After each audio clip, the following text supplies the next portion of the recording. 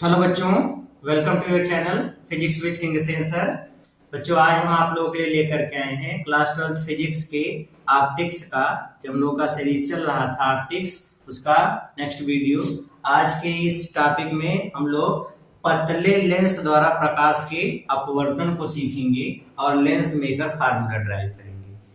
बच्चों, इसके पहले वाले वीडियो में हम लोगों ने सीखा था गोलीय पृष्ठ से प्रकाश के अपवर्तन के लिए फार्मूला। अच्छा, गोलीय पृष्ठ से प्रकाश के अपवर्तन का जो सूत्र है वो है n by V minus one by U equals n minus one by R. इसी फार्मूले को चाहे उत्तर पृष्ठ हो चाहे अवतर पृष्ठ हो, दोनों के लिए सेम फार्मूला है।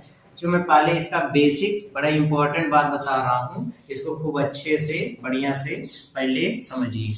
बच्चों, ये है कि अगर प्रकाश की किरण n1 से n2 वाले मीडियम में जाएगी, कहां से कहां पर, n1 से n2 वाले मीडियम में जाएगी, उस समय जो लेंस मेकर फार्मूला होगा वो होगा n2 by V minus n1 by U equals n2 minus n1 by R. ये फार्मूला होगा। फिर से सुनो, अगर प्रकाश की किरण n1 से n2 में जाती है या रेयरर से डेंसर में जाती है तो ये फार्मूला लगेगा। इसी का अपोजिट, अगर लाइट रे n2 से n1 में आती है, n2 से n1 में आती है तो n1 और n2 के स्थान बदल जाते हैं। n1 by V minus n2 by U equals n1 minus n2 by R. तब हम लोग ये वाला फार्मूला अप्लाई करेंगे और ये हम लोग पिछले वीडियो में डिस्कस कर चुके हैं। तो कब कौन सा फार्मूला लगाना है, ये बड़ा इंपॉर्टेंट चीज है। तो इसको सब लोग खूब अच्छे से याद कर लेंगे बच्चों, ये फार्मूला, क्योंकि इसी फार्मूले पे ही पूरा डेरिवेशन बेस्ड है। आ जाओ, सबसे पहले रे डायग्राम समझते हैं, प्रकाश की रडारें कैसे खींचा गया है। देखिए, एक मान लेते हैं कोई बहुत पतला लेंस है। बच्चों, ये अपवर्तन समझने के लिए मैं केवल मोटा दिखाया हूं, अदरवाइज ये लेंस बहुत ही पतला लेंस है।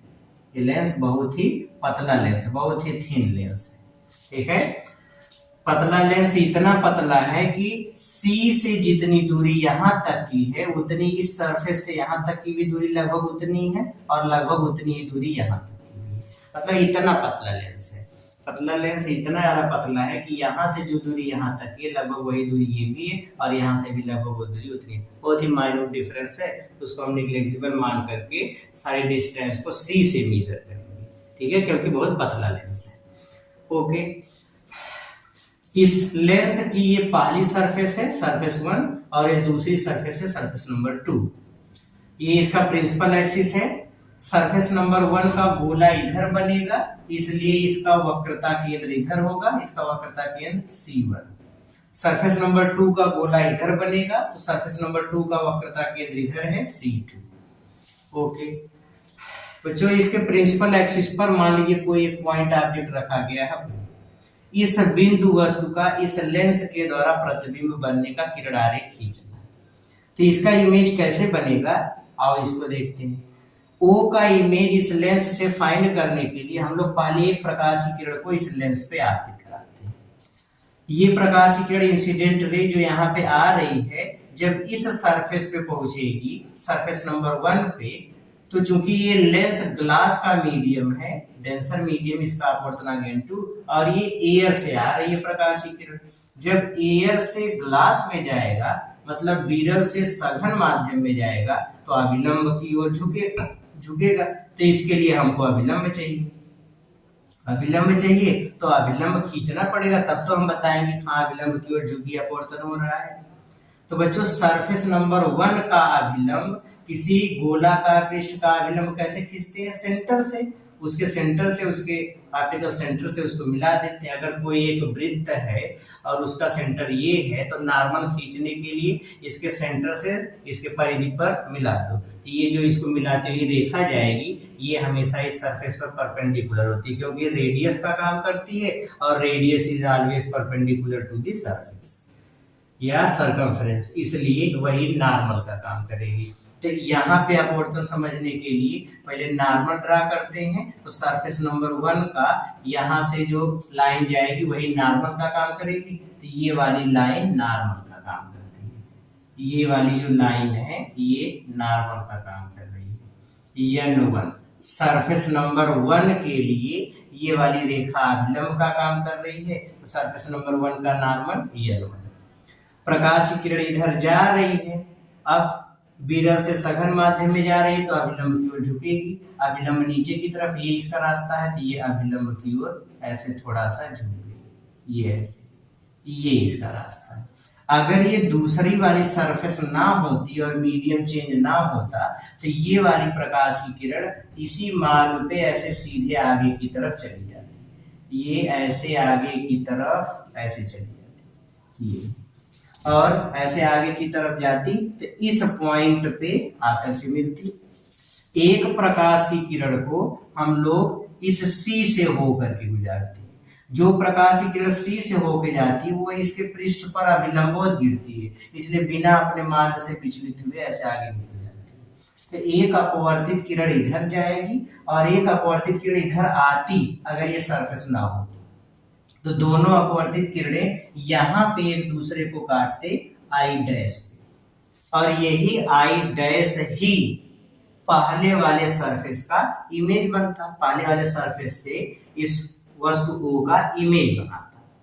तो बच्चों सरफेस नंबर 1 के लिए वस्तु कौन है O और इसका इमेज कौन बनता I डैश, ये इसका इमेज बनता।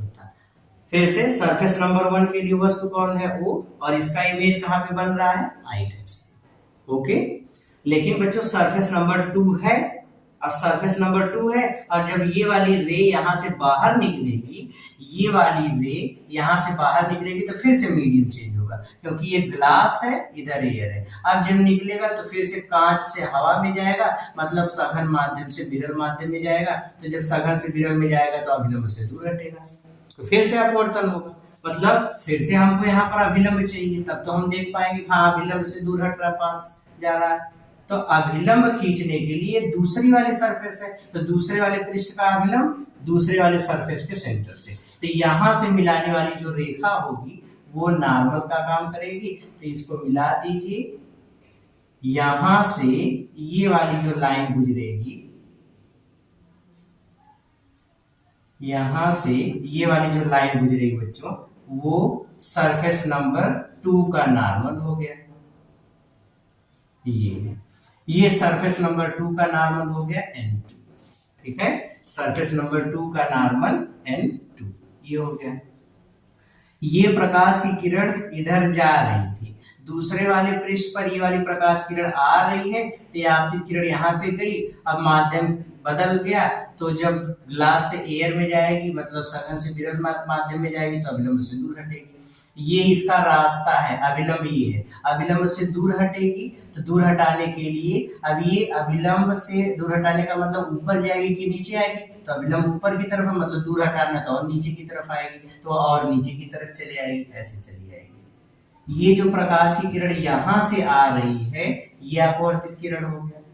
दूसरे वाले पृष्ठ से अपवर्तन के बाद ये प्रकाश की किरण जा रही थी, ये अपवर्तित किरण हो गई। एक अपवर्तित किरण इधर गई थी, दोनों अपवर्तित किरण एक दूसरे को जहां पे काटेंगी वहीं पर प्रतिबिंब बनेगा I।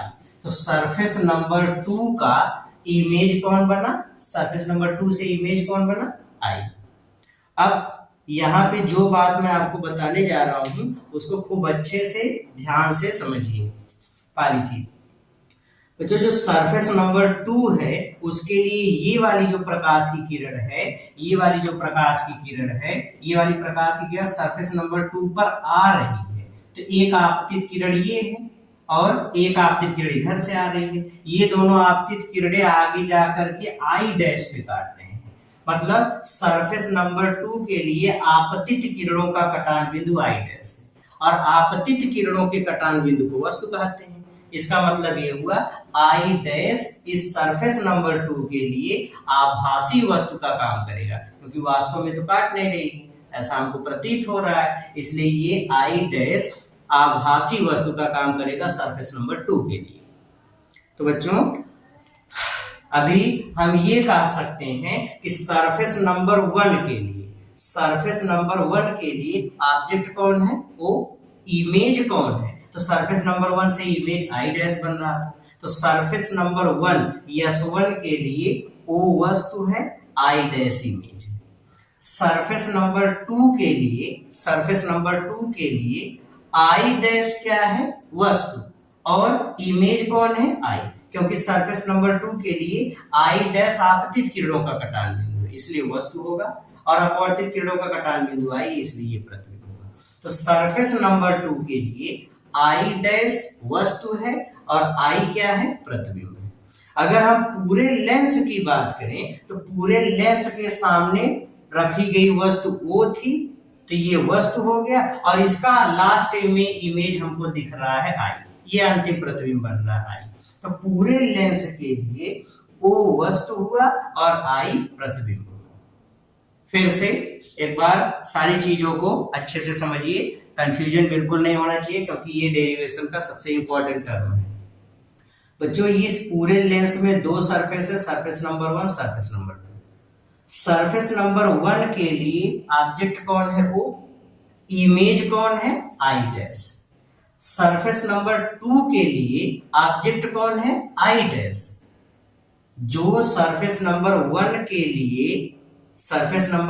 लिए जो इमेज था, वो सरफेस नंबर 2 के लिए ऑब्जेक्ट का काम कर रहा है। इसका मतलब सरफेस नंबर 1 के लिए ऑब्जेक्ट O है, इमेज है आई डैश।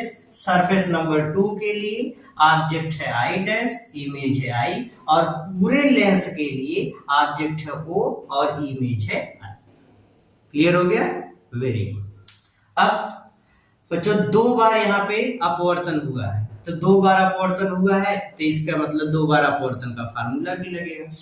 तो पहली बार जब अपवर्तन होता है, अब हम लोग यहाँ से रिलेशन बनाना शुरू करते हैं। इधर वाला मीडियम एयर है, इसका अपवर्तन एयर है। सबसे पहले बच्चों देखते हैं जब सरफेस नंबर 1 से अपवर्तन होता है, refraction by S1, surface number 1 से जब अपवर्तन हुआ। अभी ध्यान से देखो, सरफेस नंबर 1 से जब अपवर्तन हो रहा है तो प्रकाश की किरणें किस मीडियम से किस में जा रही हैं। तो यहाँ से देखो प्रकाश की किरणें N1 से चली हैं और फिर लेंस में गई हैं, मतलब N2 में। और जब प्रकाश की किरणें N1 से N2 में जाती हैं, तो अपवर्तन का सूत्र क्या होता है, N2/V minus N1/U equals N2 minus N1/R। ये है। तो सरफेस नंबर 1 से अपवर्तन के लिए ये वाला फार्मूला आप लगा दो। V क्या है, प्रतिबिंब की दूरी, U क्या है, वस्तु की दूरी, R क्या है, वक्रता त्रिज्या। ओके, अब सरफेस नंबर 1 के लिए इक्वेशन लिखते हैं। तो N1 से N2 में जा रहा है, N1 से N2 में जा रहा है लाइट, इसलिए क्या लिखोगे, N2 बाई, अब V कितना होगा, तो सरफेस नंबर 1 के लिए इमेज कौन है, आई डैश। तो सरफेस नंबर 1 से आई डैश की दूरी देखो, हमने बताया था लेंस इतना पतला है कि सब दूरियां C से नापने पे एक दूसरे के इक्वल मिलेंगी, मतलब C से आई डैश की जितनी दूरी होगी उतनी इस पॉइंट से आई डैश की भी दूरी होगी, लगभग दोनों बराबर होंगे क्योंकि लेंस बहुत पतला है।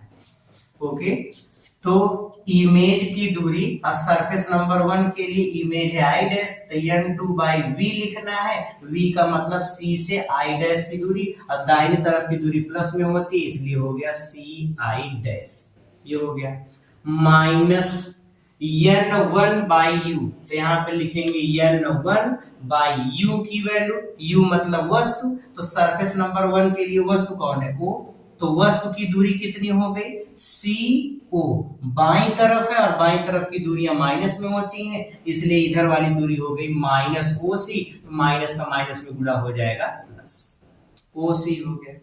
फिर बराबर N2 माइनस N1 बटे R। अब R देखो, सरफेस नंबर 1 का वक्रता केंद्र C1 है, तो वक्रता त्रिज्या दाहिनी तरफ की दूरी होगी, तो C से C1 तक की दूरी R होगी, तो C से C1 तक की दूरी लिखिए, तो C से C1 तक की दूरी दाहिनी तरफ है प्लस में है, इसलिए C1 प्लस में।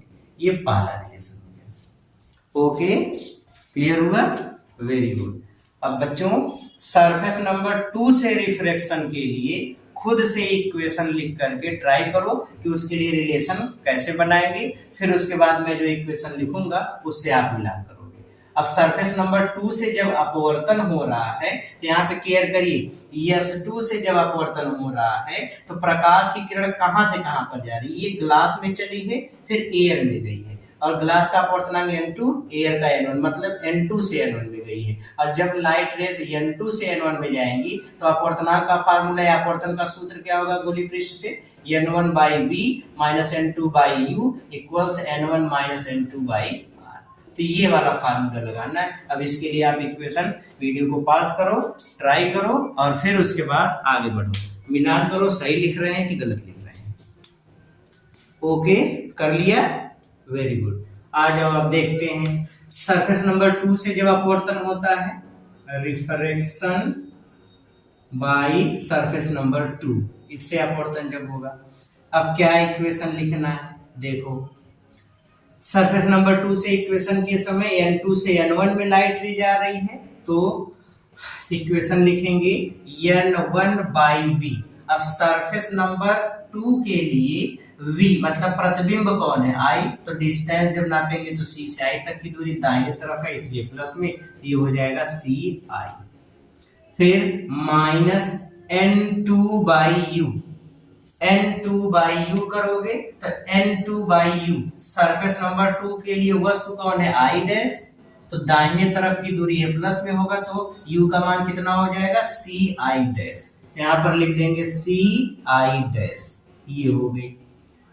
अब बराबर N1 minus N2 by R, surface number 2 के लिए R कहां से होगा C2 से, तो ये केंद्र है, केंद्र से परिधि तक की दूरी त्रिज्या, तो इधर वाली दूरी C2 सॉरी R2, तो इधर वाली दूरी नापना है तो इधर वाली दूरी C2 तक नापेंगे, तो इस वाले पृष्ठ की वक्रता त्रिज्या यहाँ से यहाँ तक की दूरी तो कितनी हो जाएगी C2। अब चूंकि बाईं तरफ है इसलिए माइनस में, आगे ऊपर भी बच्चों माइनस अगर कॉमन करेंगे तो माइनस कॉमन करने के बाद ये मिलेगा N1 by CI minus N2 by CI dash बराबर माइनस का गुणा कर दो, माइनस का ऊपर गुणा करोगे, अब आप माइनस से भाग करोगे तो माइनस यहाँ जाएगा तो माइनस N1 प्लस N2, मतलब ये हो जाएगा N2 minus N1 by C2। अब नीचे वाला प्लस हो गया, फिर से देखो ये वाला माइनस वाला यहाँ से हटा के अगर यहाँ लगा देंगे तो माइनस का अंदर गुणा होगा, माइनस का N1 में गुणा होगा तो माइनस N1, माइनस का माइनस में गुणा होगा तो प्लस N2, तो इस तरीके से इक्वेशन हो जाएगा। ये हो गया इक्वेशन नंबर 2। क्लियर हो गया। अब जो इक्वेशन आप लिखे थे उससे आप इसका मिलान कर लीजिए, सही है कि गलत है, कर लिया, ओके। अब देखते हैं बच्चों अगले स्टेप में हम लोग क्या करते हैं, समीकरण 1 और 2 दोनों को ऐड कर देते हैं। अगर दोनों को ऐड करेंगे, adding equation first and second, first और सेकंड को ऐड करोगे तो लेफ्ट को लेफ्ट से, राइट को राइट से ऐड करो। इसका लेफ्ट साइड क्या है N2 by CI dash plus N1 by OC, इसका लेफ्ट साइड क्या है N1 by CI minus N2 by CI dash बराबर इसका राइट साइड क्या है N2 minus N1 by C1, इसका राइट साइड क्या है N2 minus N1 by C2। ये हो गया। यहाँ पर देखो बच्चों N2 by CI dash N2 by CI dash एक दूसरे से कैंसिल हो गए, N1 कॉमन है, कॉमन कर लो, पहले CI वाली को लिख लो 1/CI प्लस 1/OC बराबर यहाँ पे कॉमन क्या है N2 माइनस N1, कितना बचेगा 1/CC1 प्लस 1/CC। डिस्टेंस देख लेते हैं, डिस्टेंस देखो ये वस्तु है तो वस्तु से लेंस के बीच की दूरी को U से दिखाते हैं, तो ये वाली डिस्टेंस U हो जाएगी, ये वाली डिस्टेंस हो जाएगी U, बाईं तरफ की दूरी है इसलिए माइनस। प्रतिबिंब कहाँ पे बन रहा है यहाँ पे, तो प्रतिबिंब की दूरी को V से दिखाते हैं, दाईं तरफ है इसलिए प्लस। पहले वाले पृष्ठ का वक्रता केंद्र यहाँ है तो इसकी वक्रता त्रिज्या प्लस में होगी, दाईं तरफ है इसलिए प्लस में R1। दूसरे वाले पृष्ठ का वक्रता केंद्र इधर है तो इसकी वक्रता त्रिज्या बाईं तरफ होगी, इसको दिखाएंगे R2 से, क्योंकि बाईं तरफ है इसलिए माइनस। अब सबकी वैल्यू पुटअप कर लीजिए। अब सबकी वैल्यू पुटअप करेंगे तो बच्चों n1 इधर गुणे में इधर ले आओ, भाग में हो जाएगा। तो भाग में करोगे तो ये हो जाएगा 1/CI। अब C यहाँ है, I यहाँ है, तो C से I तक की दूरी क्या है? V लिखो। फिर प्लस 1/OC। अब देखो O यहाँ है, C यहाँ है, O से C तक की दूरी कितनी है? -U। तो प्लस का माइनस में गुणा कर देंगे, -U हो जाएगा U बराबर n1 का इधर भाग करोगे तो ये हो जाएगा n2/n1 माइनस n1/n1। इसके भी बटे हो गया। अब ये हो जाएगा 1/C1। C से C1 तक की दूरी कितनी है? R1। तो ये हो गया प्लस R1। फिर प्लस 1/C2। C से C2 तक की दूरी -R2 है, तो प्लस का माइनस में गुणा हुआ माइनस, ये हो गया R2। बच्चों 1/V माइनस 1/U पूरे लेंस के लिए ये फोकस दूरी का फार्मूला है, क्योंकि लेंस फार्मूला होता है 1/V माइनस 1/U बराबर 1/F। तो ये हो गया 1/F। यहाँ n1 से n1 कट गया, n2/n1 n के बराबर होता है -1। ये हो गया 1/R1 माइनस 1/R2। तो बच्चों ये पतले लेंस से प्रकाश के अपवर्तन का तरीका, और ये जो फार्मूला हमको मिला है फोकस दूरी का, इसी सूत्र को हम लोग बोलते हैं लेंस मेकर सूत्र। क्या बोलते हैं? लेंस मेकर फार्मूला या लेंस मेकर सूत्र। तो ये लेंस मेकर फार्मूला हुआ। ठीक है, क्वेश्चन ध्यान से देख लीजिए, फिर उसके बाद इस पे 1-2 क्वेश्चन हम लोग सॉल्व करते हैं, फिर आगे बढ़ते हैं। बहुत जल्दी से नोट करिए।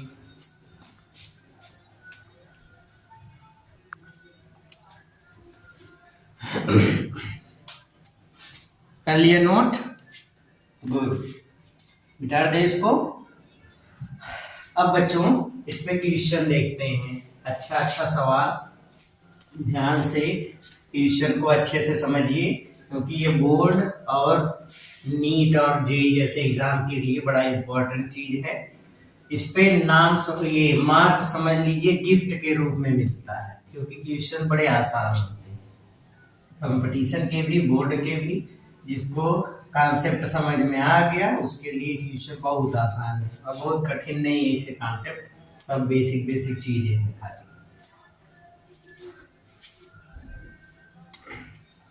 पहला क्वेश्चन लेते हैं, ध्यान से समझिए। क्वेश्चन 1, पहला क्वेश्चन आपसे कहा दिया गया है, कोई एक द्विउत्तल लेंस है। द्विउत्तल लेंस या इसको बोलते हैं बाई कॉन्वेक्स लेंस। बच्चों द्विउत्तल लेंस या बाई कॉन्वेक्स लेंस ऐसा लेंस होता है जिसके दोनों पृष्ठ उत्तल होते हैं, मतलब ये इस तरीके वाला लेंस, इसको हम लोग बोलते हैं द्विउत्तल लेंस। इधर से देखो तो पृष्ठ उत्तल, इधर से देखो तो उत्तल, तो दोनों पृष्ठ उत्तल हो गए, इसको बोलेंगे द्विउत्तल लेंस। कहा गया एक द्विउत्तल लेंस है जिसके पृष्ठों की वक्रता त्रिज्याएं एक समान है और दोनों की वैल्यू 20 सेंटीमीटर है।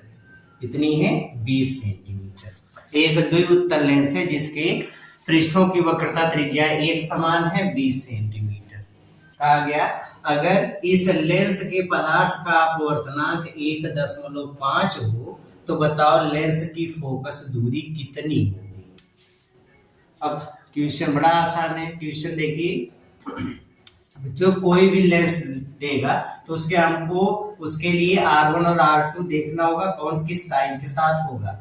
एग्जाम्पल के लिए ये पहली सरफेस है S1, ये दूसरी सरफेस है S2, तो सरफेस नंबर 1 का गोला इधर बनेगा तो इसका वक्रता त्रिज्या इधर होगा, R1 दाईं तरफ होगा तो R1 पॉजिटिव चिन्ह के साथ होगा।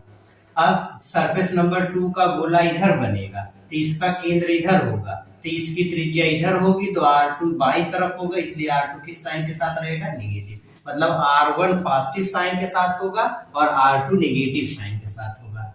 ये द्विउत्तल लेंस की विशेषता हो गई। तो मतलब जब हम लोग R1 लिखेंगे, अब इसको आप ऐसे लिख सकते हो, R1 की वैल्यू +20 सेंटीमीटर है और R2 की वैल्यू -20 सेंटीमीटर है। अब आपको फोकस दूरी ज्ञात करना, लेंस मेकर फार्मूला लगाओ, 1/f बराबर n-1 1/r1 -1/r2। Value put up करो, 1/f बराबर n-1, n की वैल्यू 1.5 -1, 1/r1 कितना है +20 माइनस 1/r2 कितना -20, तो माइनस माइनस प्लस, 1/f बराबर ये घटा देंगे, अब घटाएंगे इसको तो ये कितना हो जाएगा 0.5 और ये हो जाएगा 20, ये हो जाएगा 2, ये कैंसिल आउट हो गया, ये नीचे हो गया 10, 0.5/10, दशमलव हटाने के लिए ऊपर नीचे 10 से मल्टीप्लाई कर दिए तो 5/100 हो गया। अब ये हो जाएगा 5 1 5 और ये हो गया 20, 1/f equals 1/20, that means f की वैल्यू आ गई 20 सेंटीमीटर, कितने हो गई 20 सेंटीमीटर। क्लियर हो गया, गुड गुड। अगला क्वेश्चन देखते हैं,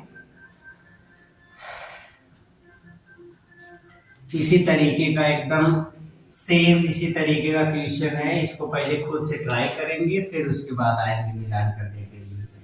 इस बार बच्चा आपसे ये कहा गया है, क्वेश्चन नंबर 2 है, दूसरा वाला सवाल है क्वेश्चन नंबर 2। इसमें आपसे ये कहा गया है, एक समतल अवतल लेंस है, एक समतल अवतल लेंस। समतल अवतल का मतलब एक पृष्ठ इसका समतल है और दूसरा पृष्ठ इसका अवतल है। एक समतल अवतल लेंस है ये। समतल अवतल लेंस के जो वक्र पृष्ठ है उसकी त्रिज्या दिया गया है, वक्र पृष्ठ की त्रिज्या। अब ये पहला वाला पृष्ठ जो समतल हो गया तो इसकी जो त्रिज्या हो जाएगी अनंत हो जाएगी, और दूसरे वाले पृष्ठ की त्रिज्या दिया गया है 20 सेंटीमीटर। अब कहा गया यदि लेंस के पदार्थ का अपवर्तनांक n की वैल्यू 3/2 हो तो बताओ लेंस की फोकस दूरी कितनी होगी। क्वेश्चन ट्राई करिए। हमने पहले भी बताया था क्वेश्चन ट्राई करने से पहले कि R1 R2 आपको डिसाइड करना है कि R1 R2 में से कौन पॉजिटिव होगा कौन निगेटिव होगा कैसे होगा। तो बच्चों अब क्वेश्चन देखो, वीडियो पास करके ट्राई करो और फिर उसके बाद आओ। मैं यहाँ पे बता रहा हूँ, पहली वाली जो सरफेस है प्लेन सरफेस है, तो इसका ये सरफेस नंबर 1 है, ये सरफेस नंबर 2 है। अब सरफेस नंबर 1 में अगर देखोगे तो इसकी तो त्रिज्या अनंत हो गई, बातें खत्म। S2 का गोला इधर बनेगा, S2 का गोला इधर बनेगा तो सेंटर इधर होगा, मतलब इसकी त्रिज्या इस साइड होगी, दाहिने तरफ है इसलिए त्रिज्या कैसे होगी प्लस में, तो R2 किधर हो जाएगा, R2 किधर होगा प्लस में। अब क्वेश्चन सॉल्व करोगे, अब क्वेश्चन सॉल्व करोगे तो क्वेश्चन कैसे लगेगा ध्यान से देखो। लेंस मेकर फार्मूला 1/f बराबर n-1 1/r1 -1/r2। 1/f बराबर n की वैल्यू 3/2 -1, 1/r1 कितना हो गया इनफाइनाइट, -1/r2 कितना हो गया +20। ये हो गया 1/f इक्वल्स, इसको घटा दिया 1/2 और 1/∞ 0 हो गया, ये हो गया -1/20। 1/f इक्वल्स -1/40, क्रॉस मल्टीप्लाई कर दिया तो f की वैल्यू आ गया -40 सेंटीमीटर। क्लियर हो गया, ओके। तो क्वेश्चन को कैसे सॉल्व करना है ये इसका तरीका है। आ जाओ अगला क्वेश्चन देखते हैं।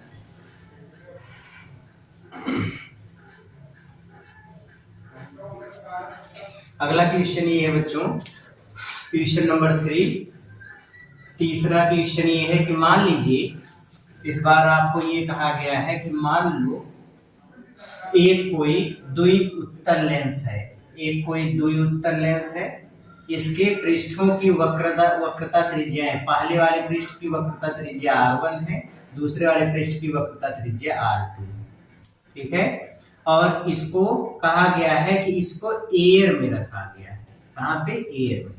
लेंस के पदार्थ का अपवर्तनांक, इस लेंस के पदार्थ का अपवर्तनांक हमको दिया गया है 1.5, ठीक है। ये एयर में रखा गया है, आगे जब एयर में रखा गया है उस समय इसकी फोकस दूरी उस समय इसकी फोकस दूरी 20 सेंटीमीटर है। कहा गया कि अगर इसी लेंस को हम एक ऐसे द्रव में डुबो दें, इसी लेंस को अगर एक ऐसे द्रव में डुबो दें जिसमें इस द्रव का अपवर्तनांक, द्रव का y के सापेक्ष अपवर्तनांक 4/3, तो बताओ द्रव में इस लेंस की फोकस दूरी कितनी है? ये एयर में फोकस दूरी। बच्चों जैसे कहा गया लेंस का अपवर्तनांक 1.5 है, तो इसका मतलब एयर के रिफरेंस में ये चीज दी गई है। ठीक है, क्वेश्चन एक बार फिर से समझिए। कहा गया कि एक उत्तल लेंस है, इसके पदार्थ का अपवर्तनांक 1.5 है, एयर में इसको रखा गया है, एयर में इसकी फोकस दूरी या फिर 20 सेंटीमीटर है। जब इस लेंस को एक द्रव में डुबोते हैं जिसका अपवर्तनांक 4/3 है, तो उस द्रव में इस लेंस की फोकस दूरी कितनी हो जाएगी, ये आपको फाइंड करना है।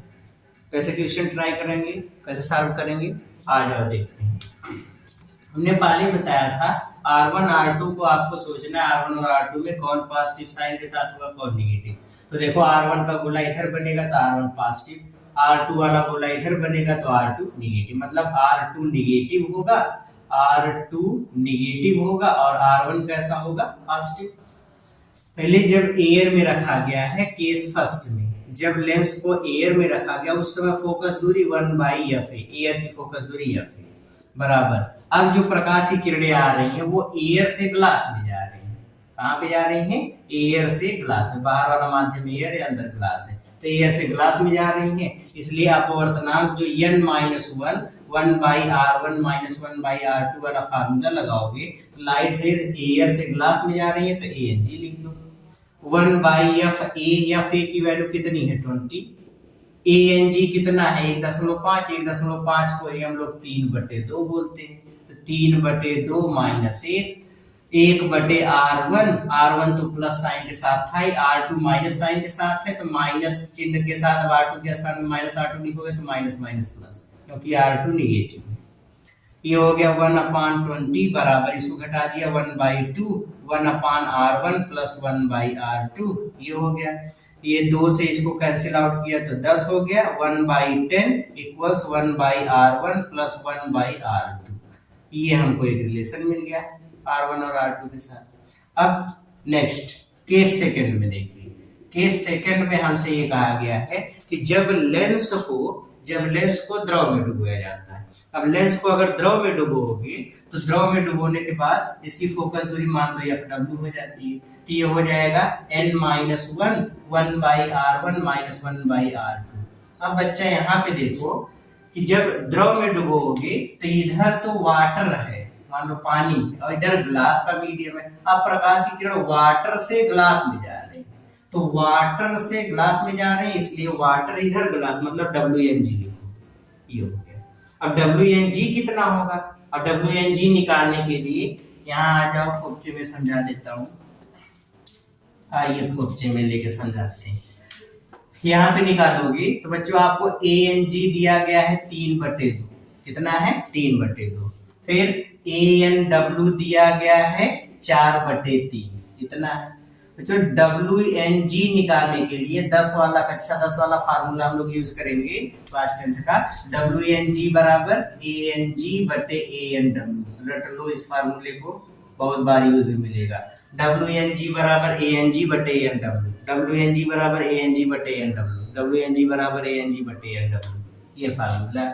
बस WNG निकाल लो, तो WNG बराबर ANG कितना है 3/2, ANW कितना है 4/3, पलट के गुणा कर दोगे तो WNG आ जाएगा 9/8, ये आ गया। बस वही मान रख दो। 1/FW बराबर WNG 9/8 - 1/R1 R2, अब R2 इधर हो जाएगा तो नेगेटिव साइन के साथ होगा तो ये प्लस हो जाएगा, ये हो गया। 1/FW बराबर ये कितना हो जाएगा 9 - 8/8, मतलब 1/8, फिर गुणे 1/R1 + 1/R2 कितना है 1/10, तो यहाँ पे 1/10 कर दीजिए, ये हो जाएगा 1/FW बराबर इसका LCM 80, मतलब ये LCM नहीं गुणा कर देंगे 80, ये हो गया। मतलब ये हो जाएगा 1/FW बराबर 1/80, तो FW कितना हो जाएगा 80 सेंटीमीटर। ये इस तरीके से क्वेश्चंस को सॉल्व करना।